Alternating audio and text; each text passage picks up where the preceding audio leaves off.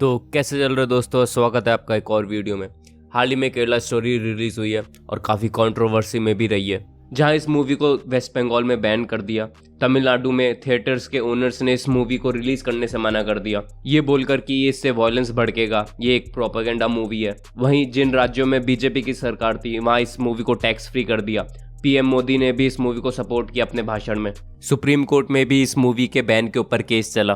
तो इस वीडियो में अपन केरला स्टोरी के ऊपर बात करेंगे, इस मूवी में कितनी सच्चाई है और जो मूवी में दिखाया गया है वो असलियत में केरला में हो रहा है कि नहीं हो रहा है। तो सबसे पहले कंट्रोवर्सी के ऊपर बात कर लेते हैं। अब जिनको कंट्रोवर्सी के बारे में नहीं पता, तो इसका जब पहला टीजर रिलीज किया गया था तो उसमें क्लेम किया था कि 32,000 औरतों को इस्लाम में कन्वर्ट करके उनको ISIS के पास भेजा गया है। अब 2021 में इस मूवी के डायरेक्टर से पूछा भी गया कि ये भाई 32,000 का आंकड़ा कहाँ से आया, तो इन्होंने सिटी मीडिया को बताया कि जो फॉर्मर चीफ मिनिस्टर थे केरला के, ओमेन चांडी, उन्होंने केरला लेजिस्लेटिव असेंबली में बोला कि 2800 से 3200 लड़कियां हर साल इस्लाम में कन्वर्ट हो रही हैं। तो इसके हिसाब से लगा लो फिर 10 साल का 32,000 हो गए। तो अब जब एक fact checking news website alt news ने इस सोर्स को चेक किया तो कुछ नहीं मिला, लेकिन इससे एक मिलता जुलता स्टेटमेंट है जो कि चांडी ने 2012 में दिया था कि 2600 प्लस लड़कियां 2006 से 2012 के बीच में इस्लाम में कन्वर्ट हो चुकी हैं, लेकिन कोई एनुअल फिगर नहीं दिया था स्टेटमेंट में। और ऐसा भी नहीं बोला कि कन्वर्ट होके ये सारे ISIS के पास गए। और वैसे भी ISIS तो 2013 में बना था और उसने 2014 में कब्जा किया था इराक और सीरिया पे।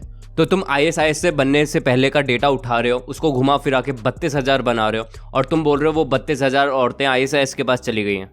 अब पता नहीं कौन सी रिसर्च की इन लोगों ने, लेकिन अगर तुम सिंपल गूगल सर्च भी करते हो ना ISIS इंडियन फाइटर्स, तो तुम्हें आराम से 3-4 टाइटल्स मिल जाएंगे जिसमें 66 नॉन इंडियन ओरिजिन फाइटर्स लिखा है। और ये सारे आर्टिकल्स US की एक रिपोर्ट को रेफर कर रहे हैं, country reports on terrorism 2020 India, जिसमें ये 66 इंडियन ओरिजिन फाइटर्स का आंकड़ा दिया है। और ये एक ORF की भी रिपोर्ट है जिसमें ISIS का इन्फ्लुएंस दिखा है इंडिया में। ये इसमें 2020 तक का डेटा है। तो अगर केरला स्टेट की बात करें तो लगभग 47 लोग थे जो ISIS के साथ कनेक्शन में थे, और इसमें से भी सिर्फ 20 लोग ISIS ज्वाइन करने के लिए भागे थे इंडिया से, और ये 2020 तक का डेटा है।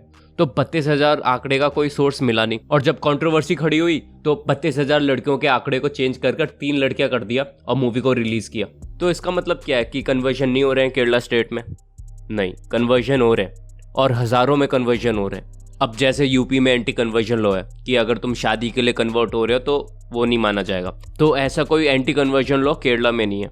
बल्कि केरला तो ऑफिशियली रिकॉग्नाइज करता है कुछ इंस्टीट्यूशंस को जो रिलीजियस कन्वर्जन करवाते हैं, और कन्वर्जन के बाद ये सर्टिफिकेट भी देते हैं। तो अगर तुम्हें क्रिश्चियन बनना है तो तुम किसी भी चर्च चले जाओ, वो तुम्हें सर्टिफिकेट पकड़ा देंगे।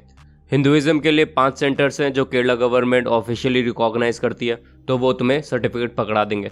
और इस्लाम के लिए भी 2004 में 2 मुस्लिम ऑर्गेनाइजेशन को रिकॉग्निशन दिया ताकि वो भी कन्वर्जन करवा सके। अब 2015 में केरला कैथोलिक बिशप काउंसिल के माउथपीस ने कहा कि 4,000 लड़कियां इस्लाम में कन्वर्ट हो चुकी हैं 2005 से 2012 के बीच में। अब ऐसा एक और आर्टिकल है टाइम्स ऑफ इंडिया का 2016 का, जिसमें क्लेम किया कि ये जो ऑफिशियली रिकॉग्नाइज मुस्लिम सेंटर्स थे, इन्होंने ऑलमोस्ट 6,000 लोगों को कन्वर्ट किया इस्लाम में 2011 से 2015 के बीच में, जिसमें आधी लड़कियां थी। अब इन सब का असर तुम्हें मुस्लिम की ग्रोथ रेट पर भी दिखेगा।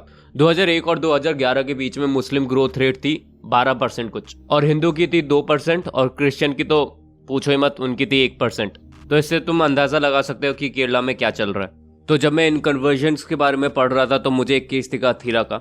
अथीरा एक कंप्यूटर साइंस की स्टूडेंट थी जिसने इस्लाम में कन्वर्ट कर लिया था, बट बाद में वो वापस से हिंदुइज्म में रिकन्वर्ट हो गई थी। तो उससे जब पूछा गया कि वो भाई इस्लाम में कन्वर्ट क्यों हुई, तो उसने बोला कि उसके जो दोस्त थे ना कॉलेज में, ज़्यादातर मुस्लिम थे, और वो सब उसे बोलते थे कि हिंदूज तो पत्थर की पूजा करते हैं, पत्थर कैसे तुम्हें प्रोटेक्ट करेगा, हिंदुइज्म तो अनऑथेंटिक पुरानास पे बेस्ड है। इसके अलावा वो जाकिर नाइक के स्पीचेस भी सुनती थी। फिर पता लगा कि जो उसकी एक दोस्त थी उसका एक रिलेटिव था जो कि एक मेंबर था पीपल फ्रंट ऑफ इंडिया का, और उसने उसको इस्लाम में कन्वर्ट करने में मदद की थी।